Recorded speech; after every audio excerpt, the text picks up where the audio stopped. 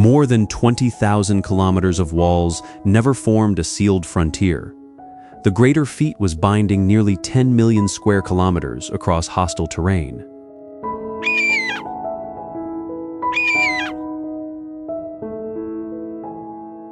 Glaciers retreat above old towns, while desert heat, floodwater, and vertical rocks still press against fields, roads, and temples. Communities cut paths into cliffs and guide water through settlements, making hard ground support work, worship, and home. In this video, we examine how China's terrain still shapes work, belief, settlement, and cultural identity, and what may disappear as the land changes.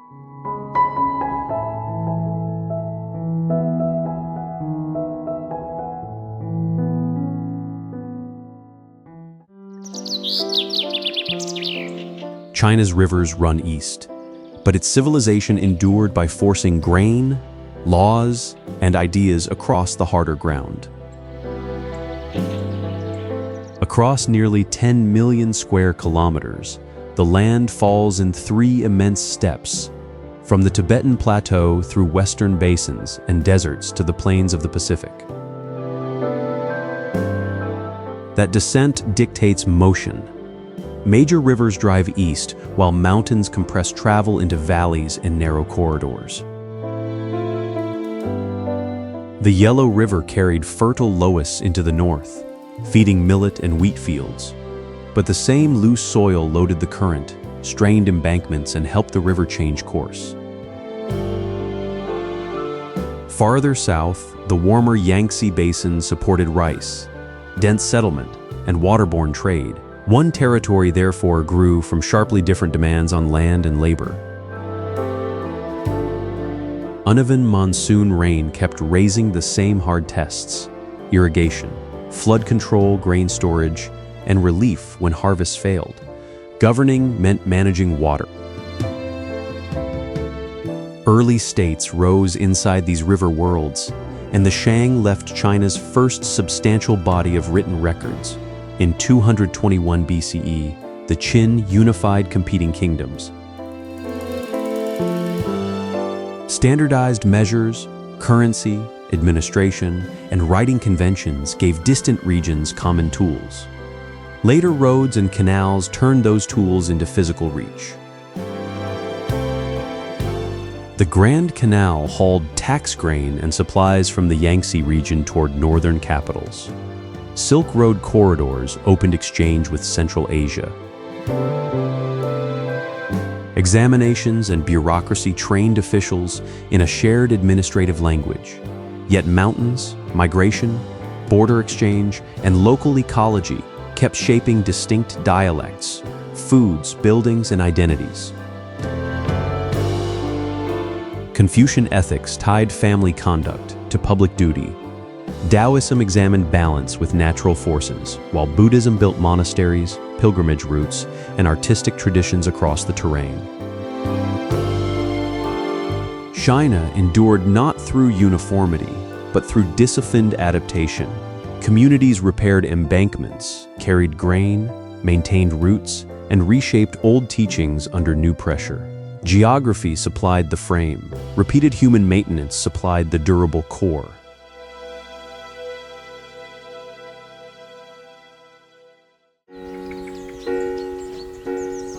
No rigid street grid directs Lijiang, yet water moves through it with remarkable discipline. At roughly 2,400 meters in Yunnan, the old town took shape from the late Song and Yuan periods onward, linking mountain terrain to a branching civic water network. Water descends from Black Dragon Pool, divides through lanes, courtyards, wells, bridges, and water wheels, then rejoins downstream after serving homes, workshops, gardens, and public spaces. The engineering works only because residents share access, protect cleanliness, clear debris, and release water on a schedule. Stone channels need rules as much as gravity. Traditional three-pool wells made those rules physical: one basin for drinking, another for washing food, and a third for laundry. Timber and earth courtyard houses answered a different pressure. Their flexible frames suited the mountain climate and could be repaired after fires and earthquakes. The major earthquake of 1996 exposed both sides of that design: resilience in the frame, but vulnerability wherever repair and maintenance had weakened. Open squares once handled trade tied to the tea-horse road. Tea, horses, salt, textiles, and medicinal goods carried several cultures into the same streets. Naxi, Tibetan, Bai, and Han influences did not erase one another. They accumulated in domestic architecture, language, music, ritual knowledge, and Dongba pictographic manuscripts. UNESCO inscription in 1997 strengthened protection and global recognition. It also drove commercial change as homes became shops, restaurants, bars, and guest houses. Rising property values and visitor noise now press against residential life. A preserved facade means little if courtyards empty and local knowledge survives only as performance. Water, buildings, and Naxi practice form one shared system. If residents no longer maintain and govern the channels, Lijiang may keep its facades while losing the civic practice that made them possible.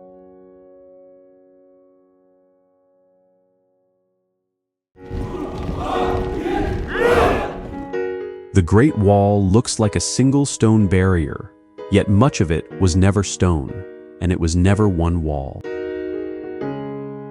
More than 20,000 kilometers of surveyed remains trace walls, trenches, passes, forts, and beacon towers built by different states over more than 2 millennia. Many sections now lie eroded, buried, or split by huge gaps. The frontier shifted, so builders rebuilt the network as routes and pressure changed. Its job was not to seal the frontier. It watched movement, delayed incursions, and steered armies, merchants, livestock, and envoys toward controlled gates.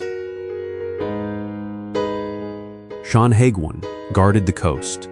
Juyongguan covered mountain approaches, while Jiayuguan held the Hexi corridor, concentrating control where geography narrowed movement. Beacon towers sent smoke by day and fire by night.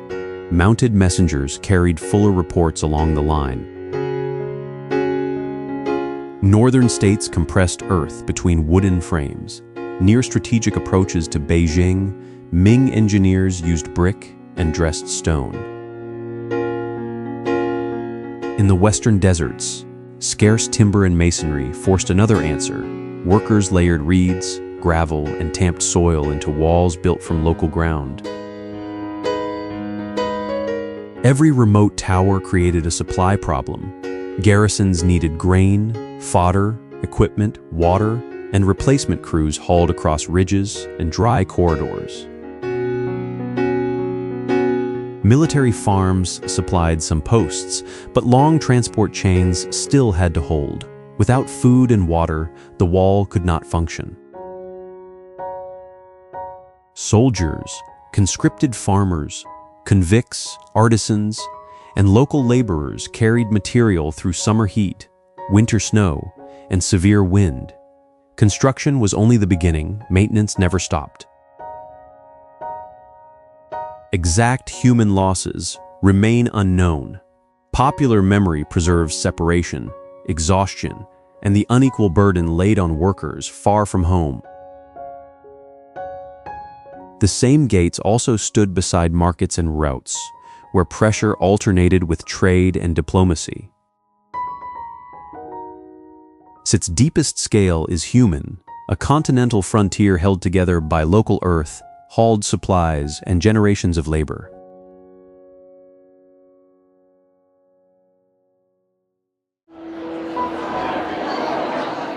From a Changsha kiln An ordinary household bowl could reach waters near Indonesia. Tens of thousands of Changsha ceramics recovered from the 9th century Belidung vessel prove the reach of that trade.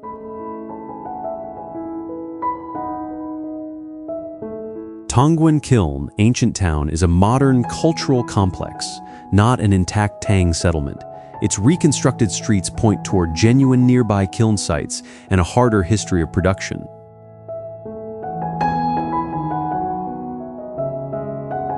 From the 8th to the 10th centuries, Changsha workshops turned out bowls, jars, ewers, toys, and storage vessels for homes and overseas buyers.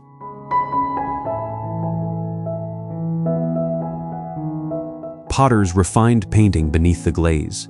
Iron and copper pigments fixed flowers, landscapes, calligraphy, short poems, and motifs shaped by demand beyond China.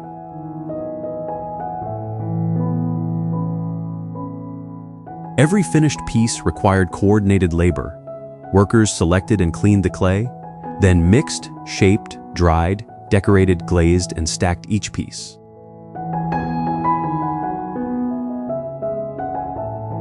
Long dragon kilns were built along sloping ground. Wood had to be gathered, chambers loaded, and heat controlled even though temperatures never stayed perfectly uniform.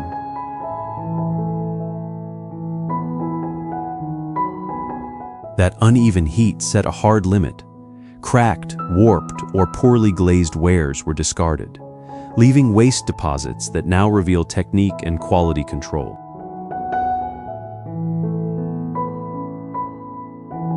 Successful wares faced another test: movement. They were sorted and packed, then sent down the Xiang River toward Dongting Lake, the Yangtze, and coastal ports.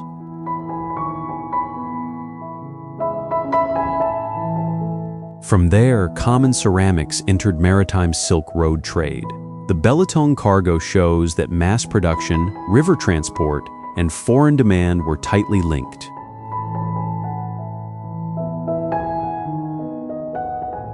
Frashants preserve an entire system of organization. Kiln walls, inscriptions, discarded shards, museum collections, and firing demonstrations reconnect decoration with fuel, labor, transport, and commercial risk.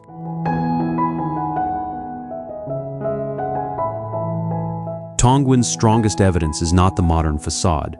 It is the clay itself, a common object preserving the engineering, trade, and cultural exchange of an age.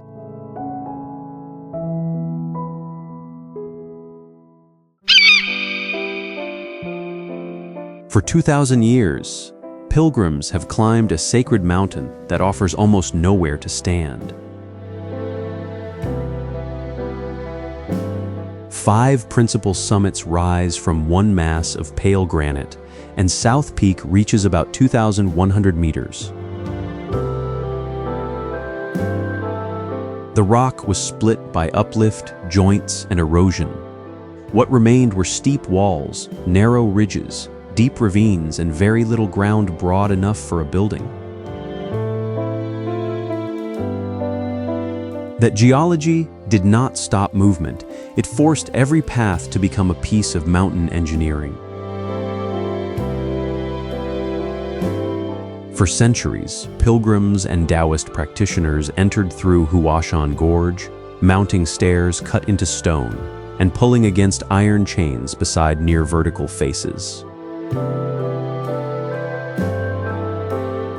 The route then links the 5 peaks. North Peak forms the gateway. Central Peak joins the summit ground. Exposed ridges lead toward east, south, and west. Temples, shrines, and hermitages occupy ledges, their foundations fitted to the granite because the granite would not yield. Sacred practice continued because builders and pilgrims accepted the mountain's terms.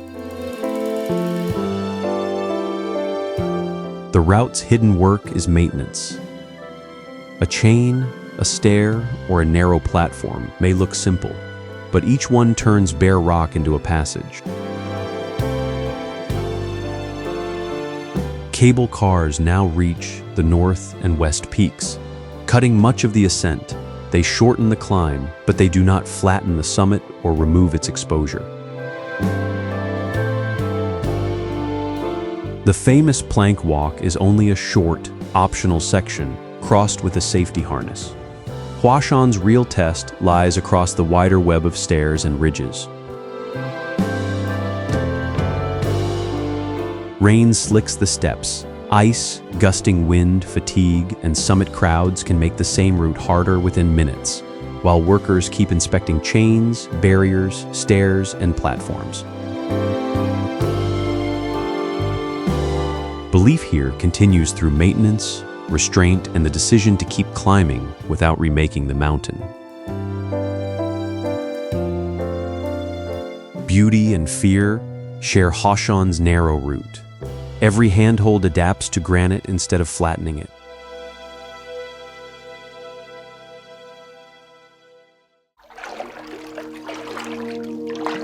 Fengguang's famous night glow depends on a harder achievement, keeping an inhabited town alive inside its own spectacle.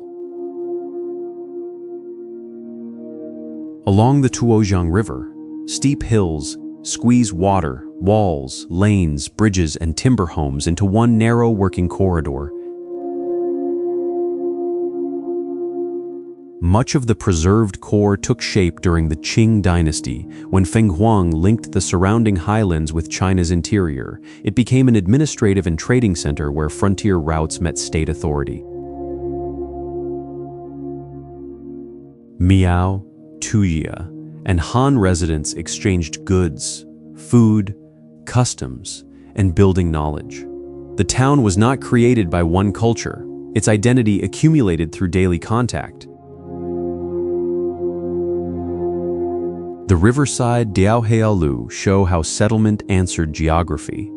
Timber supports push rooms over the bank, claiming space on steep ground, while adapting to changing water levels.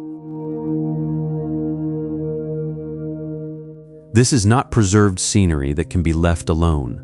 Dampness, insects, floods, and heavy use wear down foundations, drainage, and wooden frames. Survival therefore rests on repeated inspection and repair. That labor keeps an old building useful, not merely historic. Movement required its own engineering. Stone stepping paths, small boats covered crossings, and the multi-level Hong Bridge bind both banks to the lanes above. Before the largest tour groups arrive, another Fengguang goes to work. Food deliveries, washing, waste collection, school journeys, and repairs reclaim the riverfront for ordinary life. That morning rhythm matters because tourism cuts in two directions. It funds jobs and conservation, yet can raise housing costs and replace neighborhood shops with visitor businesses. Homes can become accommodation, and a lived-in lane can slowly lose the services residents need. The architecture may remain intact while the community inside it thins out. The lanterns and their Tuojiang reflections give Fengguang its most recognizable beauty. But durability is decided in daylight, as Miao, Tujia, and Han residents repair homes, move goods, and keep ordinary life inside the timber walls.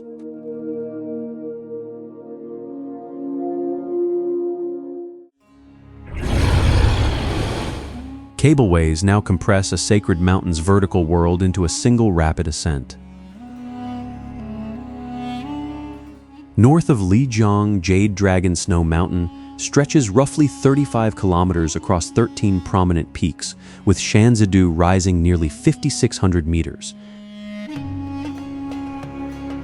From settled valleys, the ground rises through broadleaf forest, conifers, alpine meadow, bare rock, snowfields, and small glaciers.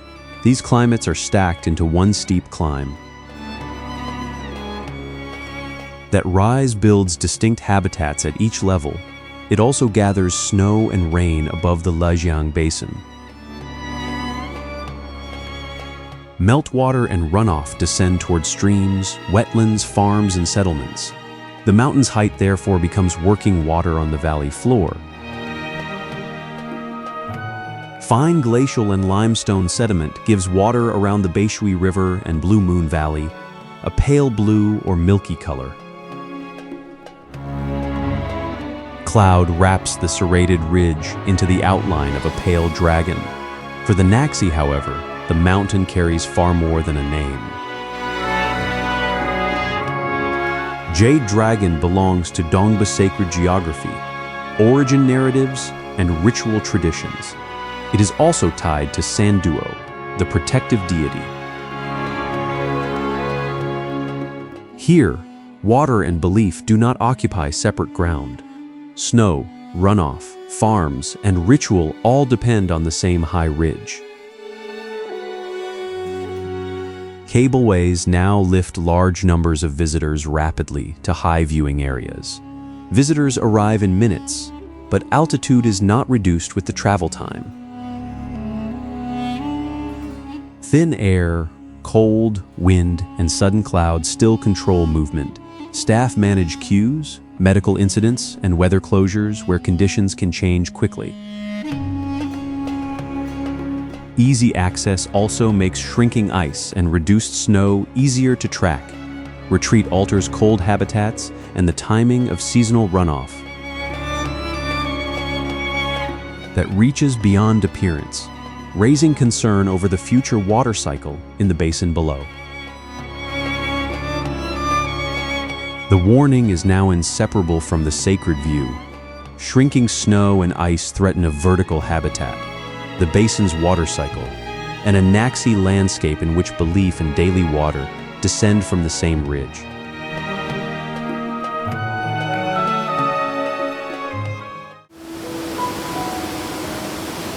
A town built above a waterfall should have been too wet, too steep, and too cramped to endure.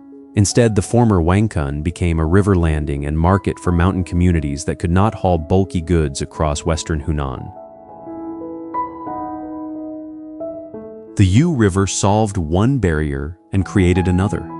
Boats brought salt, cloth, tools, and household supplies, then carried farm and forest products downstream. Stone lanes rose from the docks toward homes, workshops, food stalls, and trading rooms. The slope itself organized work, delivery, and exchange. Flat ground was scarce, so Tujia builders used Diao Xiaolu stilt houses to hold level rooms above broken terrain. Every post had to negotiate the bank. Scraped floors reduced contact with damp soil and runoff. Timber frames could be repaired in sections, a decisive advantage where moisture steadily degrades wood. This was engineering without wasted space. Stone carried feet and goods, timber carried homes, and boats carried the town's trade through the mountains. Wangkun gained national attention through the 1980s film Hibiscus Town, then adopted the name Farong. Recognition brought restoration, restaurants, guest houses, and crowded evenings. At night, electric light and falling water can overpower everything else. By day, drainage channels, deliveries, kitchen work, and structural repairs reveal the settlement's harder logic. Tourism can polish a facade, but it cannot remove gravity, damp, or the limits of the riverbank. Those pressures return with every season. Behind the spectacle is the labor of habitability, clearing water, moving supplies uphill, replacing timber, and protecting access.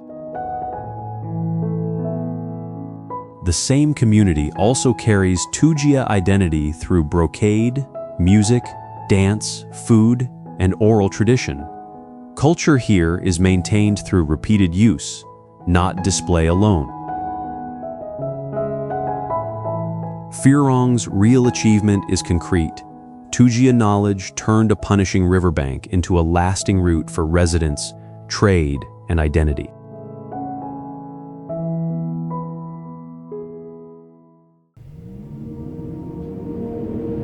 Nothing built by people controls this skyline.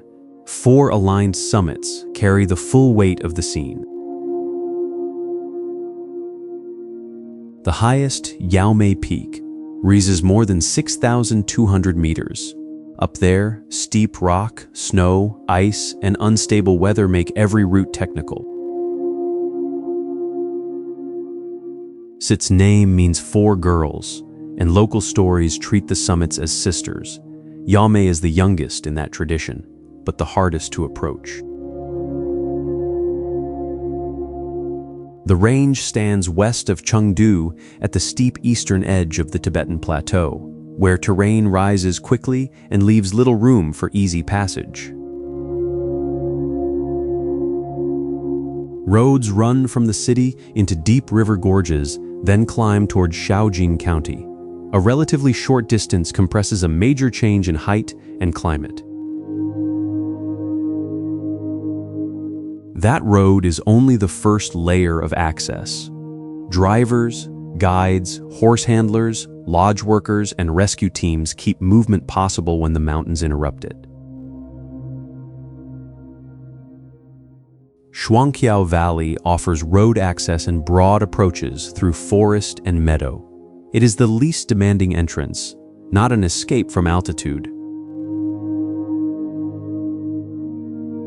Shangping pushes beneath Yaomei through woodland and open pasture. From there, longer trekking and climbing routes commit people to thinner air. Haizi follows rougher ground toward alpine lakes and high meadows, where walking or support from local horses becomes part of the route. Across these valleys, elevation strips the land in stages. Broadleaf forest, conifers, grassland, exposed rock, permanent snow, then ice. The area belongs to the Sichuan giant panda sanctuaries. Nearby, Tibetan and Qiang influences remain active in settlement, grazing, food, and religious practice. Rain, snow, rockfall, and thin air can interrupt movement quickly. Morning light may define the snow peaks briefly before unstable weather closes them again. Siguniang needs no monument. Maintained routes permit access, but 4 snowbound summits still set the limits.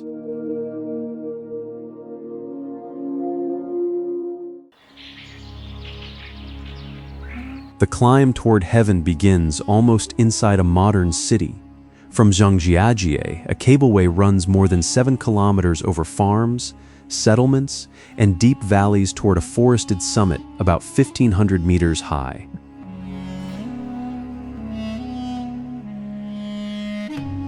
The cableway makes that vertical distance possible at industrial scale. Steel, towers, and moving cabins carry a continuous flow across terrain that sharply limits any ground route.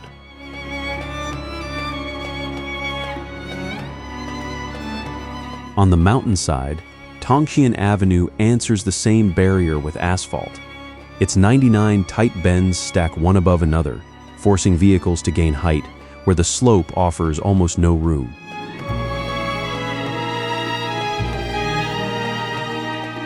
Then machinery stops. From the upper plaza, 999 stone steps take over, climbing directly toward Tianmen Cave.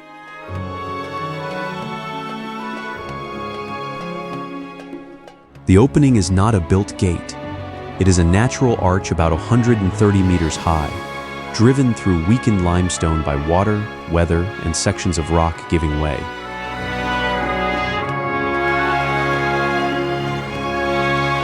Chinese associations link 9 with heaven and permanence.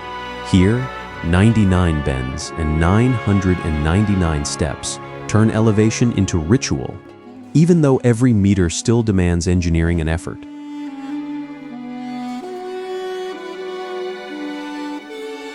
Symbol and physical pressure collide along the ascent.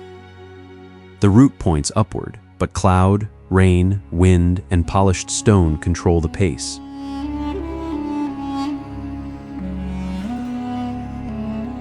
Moist air can close over the plateau within minutes.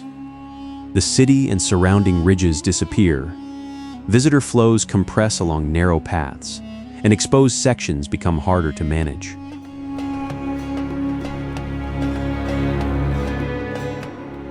This is not the sandstone pillar landscape that defines nearby Huashan. Tianmen's identity rests on a single controlled sequence: cable, road, stair, cliff, and the giant opening beyond.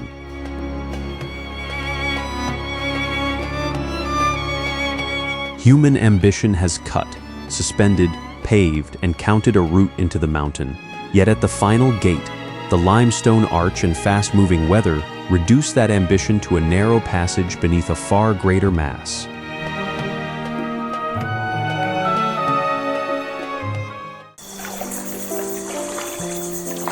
One of China's most reproduced landscapes is still a working river.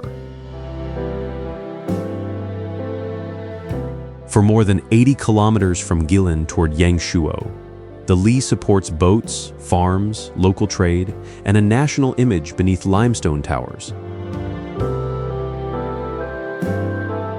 The towers began as thick limestone beds in an ancient sea. Uplift exposed the rock, then slightly acidic rain and groundwater widened fractures into caves, sinkholes, and underground channels. The river took the lower path. Its course now ties rice fields, orchards, bamboo villages, ferry points, and working banks to one moving route. But that route never holds still. Summer rain can deepen and accelerate the current. Dry periods expose gravel bars, narrow channels, and force some boats to stop. That seasonal pressure decides when goods move, where pilots steer, and how riverbank work is organized. Today, cruise vessels and bamboo-style rafts support pilots. Guides, dock crews, vendors, maintenance teams, and riverside businesses. Fame has become an industry with many hands. Older work continues beside that industry. Farming, fishing, ferries, and small trades still make the river useful, although their weight changes from village to village. Cormorant fishing reveals that change clearly. Birds were trained to retrieve fish, but many demonstrations now preserve the image more than the former livelihood. Near Xingping, one bend carries another kind of work. Printed on the 20 yuan banknote, it turned a local valley into part of China's national visual vocabulary. That recognition brings pressure. Boat traffic, sewage, shoreline construction, and concentrated crowds can strain water quality and the pace of village life. The famous outline depends on less visible labor, keeping boats moving, banks productive, and settlements connected. On the Li, cultural memory still travels as work, piloting boats, tending banks, crossing by ferry, and using the same moving corridor.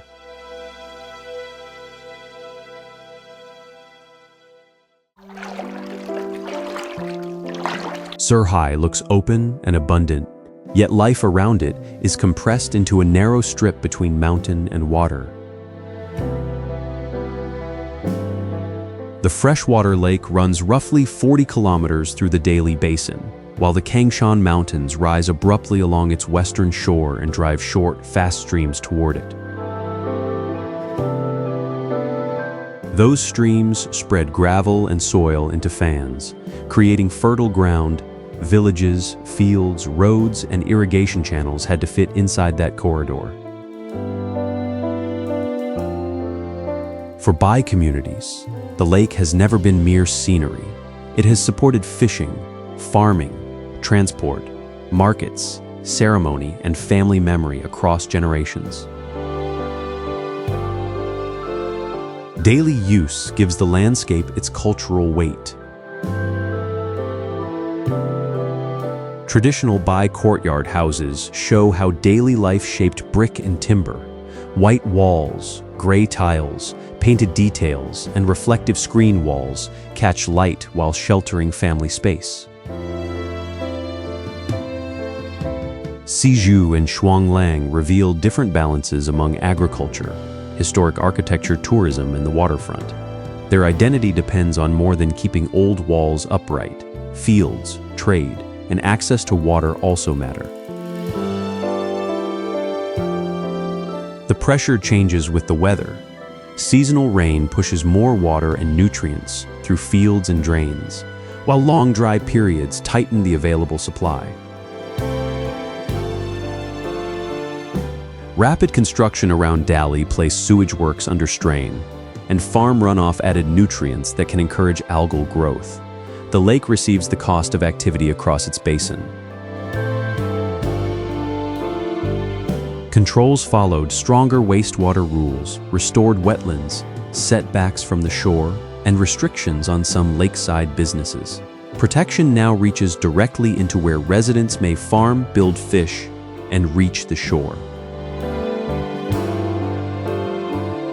Roads and cycling routes pass vegetable plots, boats, guest houses, tea shops, and restored shoreline zones. The apparent calm is maintained through constant choices about income, access, and clean water. If Erhai's water quality fails, the basin loses more than ecology. By work, access, and family memory lose the freshwater base that holds them together.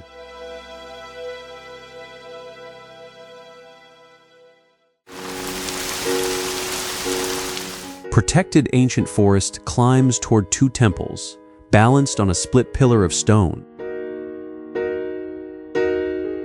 The massif rises nearly 2,600 meters, yet its most famous crown is not the highest. It is the one cut in two. Fanjingshan stands above Guizhou's karst country like an ecological island. Its steep slopes divide warmth, cold, cloud, and forest into tight vertical bands. That separation allowed old subtropical and temperate forests to remain across distinct heights. Isolation became shelter. The endangered Guizhou snub-nosed monkey lives within an extremely restricted wild range here, beside the rare Fanjingshan fir and moisture-dependent plants. This concentration of life helped secure World Heritage status in 2018, but protection now narrows where people can move. Red Cloud's golden summit exposes the overlap most clearly, a narrow, resistant tower, split by a deep cleft above the forest. Thousands of steps climb the pillar towards small temples dedicated to the Buddha and Maitreya. A short stone bridge joins their separate crowns.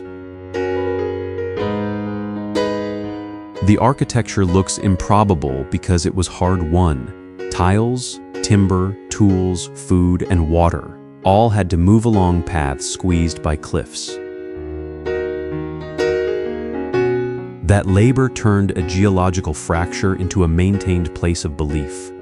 Pilgrimage remained physically bound to the mountain. Moist air condenses around the upper slopes, laying cloud, dripping water, and frost across stone and timber. Then the cover can break within moments. Those shifts make the stairs slippery and visibility uncertain. Concentrated visitor traffic adds another pressure, so barriers and controlled routes carry more than a safety role. Rare animals, old trees, pilgrimage, and exposed masonry all depend on the same narrow ground. Supplies carried upward, visitors held to narrow paths, and temples repaired above protected forest. This practical work is what lets the myth remain visible.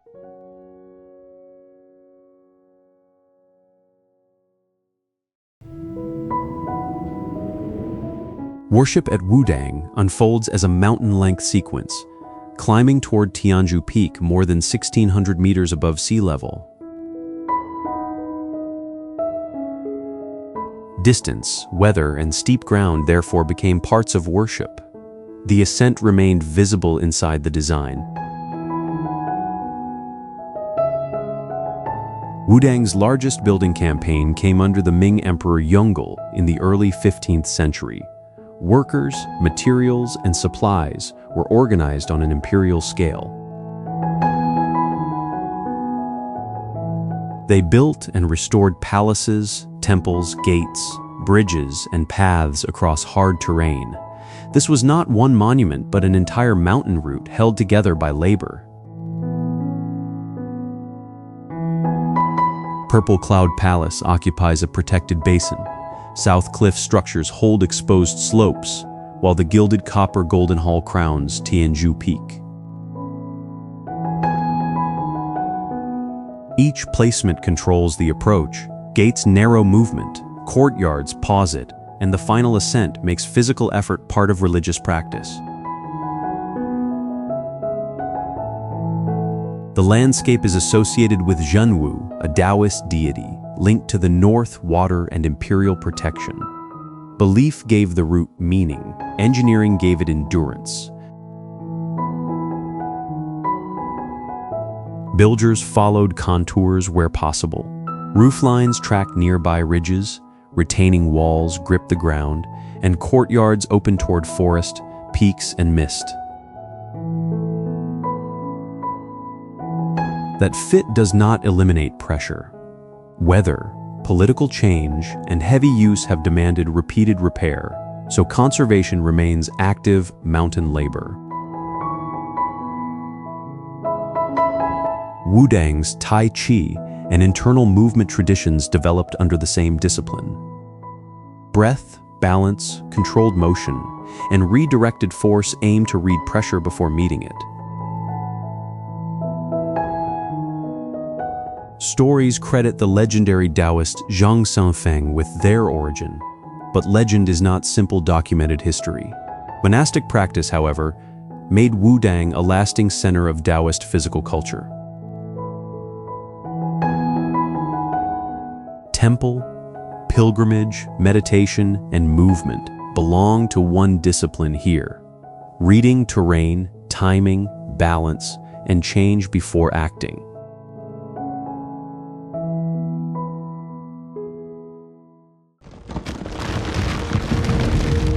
A glacier reaches toward temperate forest, while mineral hot water rises through the same mountain ground.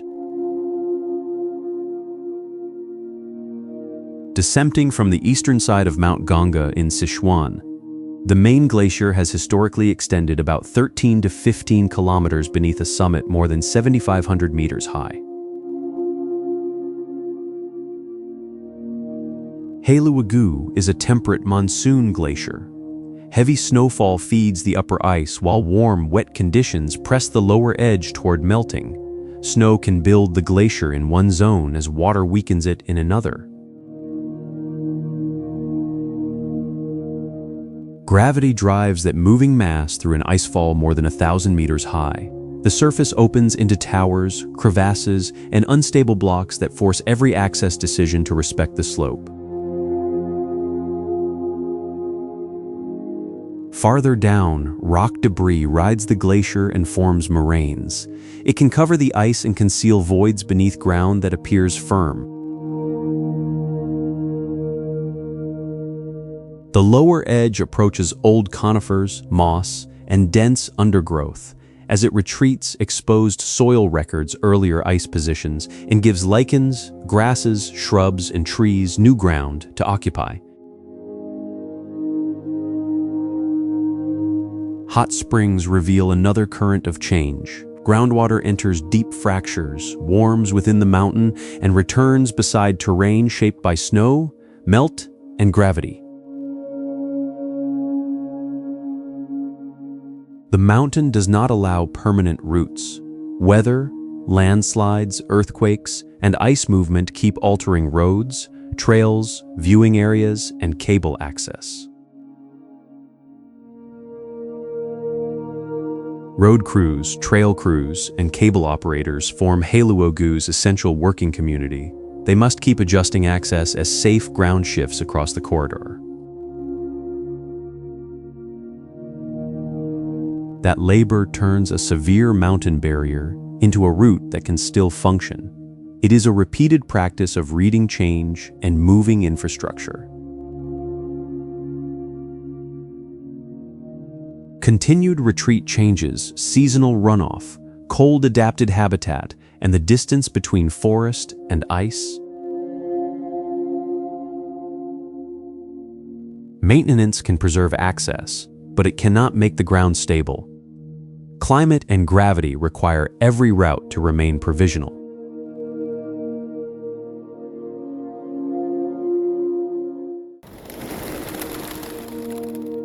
One of China's sacred landscapes has no single monument that can contain it. 5 summits frame Mount Wutai's religious heart, and the highest rises above 3,000 meters into strong wind, long winter, and a short growing season.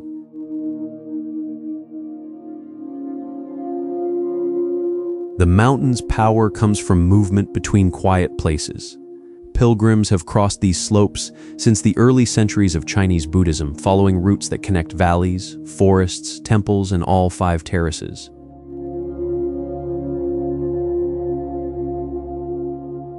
Wutai is one of China's 4 sacred Buddhist mountains, associated with Manjushri, the Bodhisattva of wisdom. That belief did not concentrate devotion behind one gate. It spread practice across difficult ground.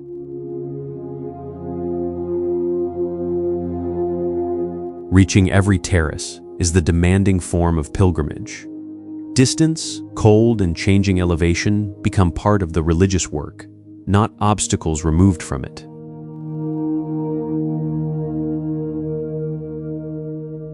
Taihuai Valley holds the densest group of monasteries and the Great White Pagoda. Farther out, isolated temples keep the sacred map from shrinking into a single center, while the network holds both Han Chinese and Tibetan Buddhist traditions.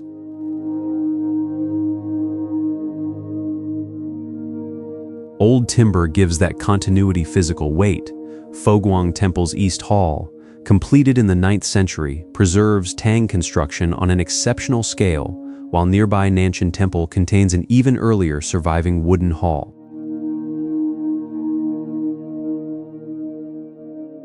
These buildings endured because each generation repaired what weather and upheaval damaged. Later halls record repeated cycles of damage, patronage, repair, and rebuilding.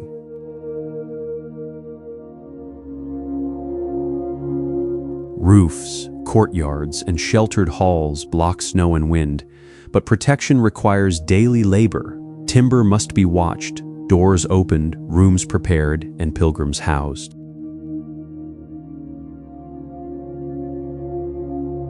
Bells, chanting, incense, study, accommodation, and maintenance keep Wutai active. Silence here is not emptiness. It is the working condition that allows discipline to continue.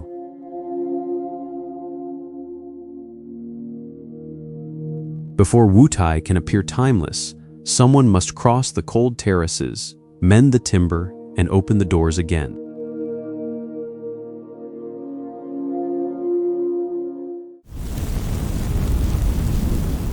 Stripes that look deliberately painted were made without a mason, kiln, or brush.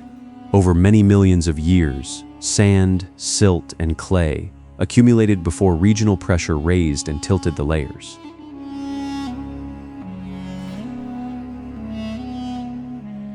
It stands beside the Hexi Corridor, the narrow route that linked China's heartland with Central Asia. Killian snowmelt sustained scattered oases while arid ground kept the rock exposed.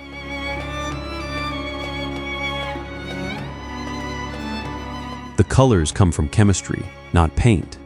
Iron-bearing minerals oxidized into red and ochre, while changes in mineral content and grain size left yellow, gray, and pale green bands.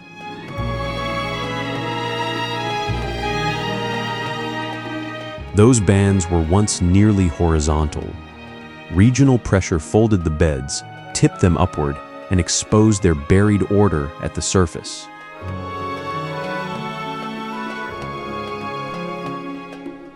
Erosion then removed the exposed rock. Forceful rain cut gullies.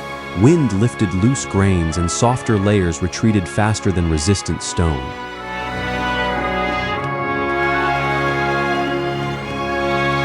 The terrain has not stopped changing. Each season reveals more structure while carrying part of the hills away.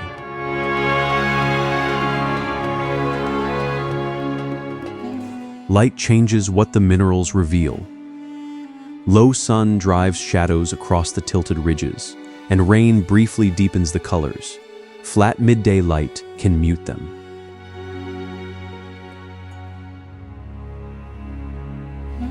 The massive view rests on a fragile surface.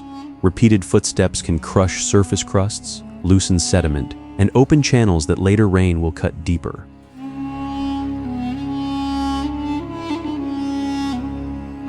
Site staff funnel visitors onto shuttle routes, raised walkways, and fixed platforms. The controls limit free movement, but this daily management keeps crowds from accelerating erosion.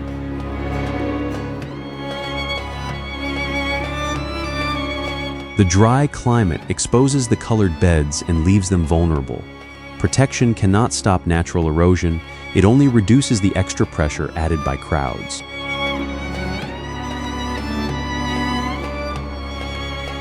No wall can preserve these hills in place. The practical goal is smaller. Keep admiration from becoming another erosive force.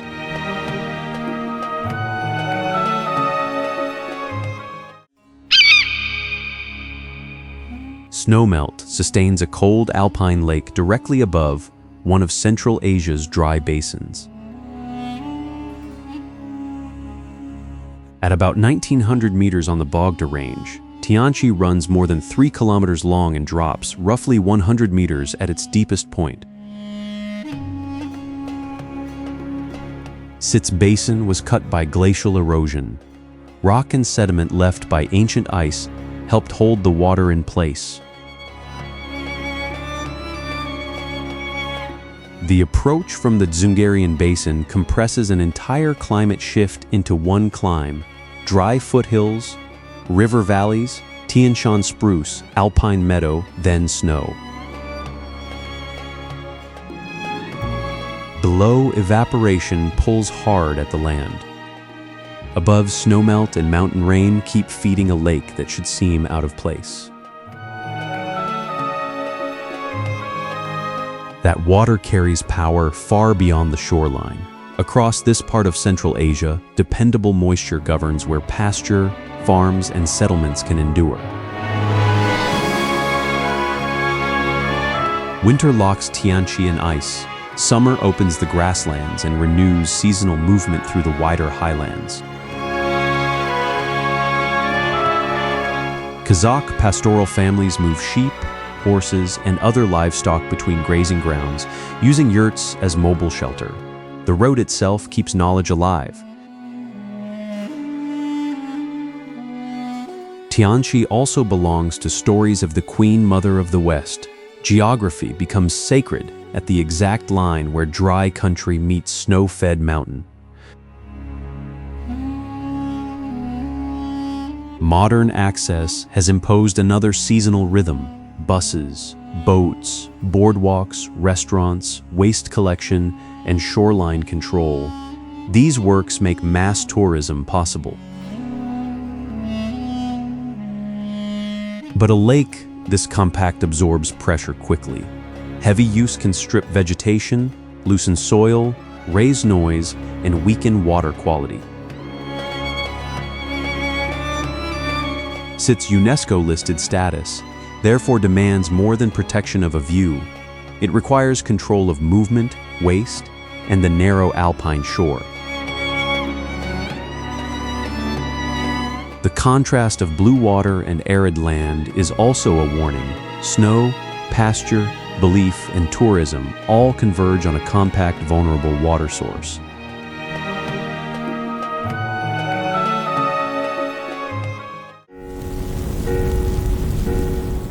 bare red mountains rise beside vineyards fed by water hidden underground. The flaming mountains run for about 100 kilometers east of Turpin, where summer air can exceed 40 degrees Celsius and exposed ground can pass 70. The color comes from exposed red sandstone. Parallel gullies hold deep shadow, while hard sunlight strikes the ridges and creates the appearance of moving flame. Beside the Turpin Depression, low elevation, clear skies, dry air, and surrounding mountains concentrate heat. Almost no vegetation shields the slopes. Yet productive oases remain nearby. Their crops depend not on local rain, but on snowmelt descending from the Tian Shan Mountains. Communities captured that water with the karez, gently sloping underground channels that carried groundwater toward fields and settlements while the earth above limited evaporation.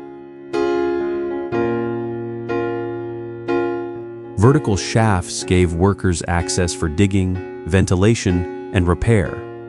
Their lines still mark some buried roots across the dry ground. This was engineering against heat, not ornament. The channels sustained people, livestock, grain, fruit, and the vineyards that made Turpin known.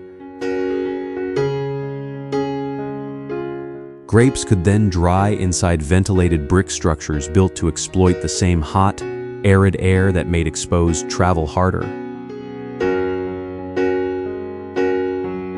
Water made this harsh corridor usable on the Silk Road. Caravans moved between dependable oases, passing Gaochang and the Buddhist caves at Bezeklik rather than entering the driest ground unsupported. Heat controlled departure times, settlement sites, and the distance between reliable water points. Geography did not merely block trade, it dictated its route. The same pressure entered Journey to the west. The Monkey King seeks Princess Ironfan's magical fan to extinguish flames that geology and sunlight seem to renew. At the flaming mountains, red sandstone, buried channels, oasis labor, Silk Road movement, and a folk legend meet because one severe landscape forced them together.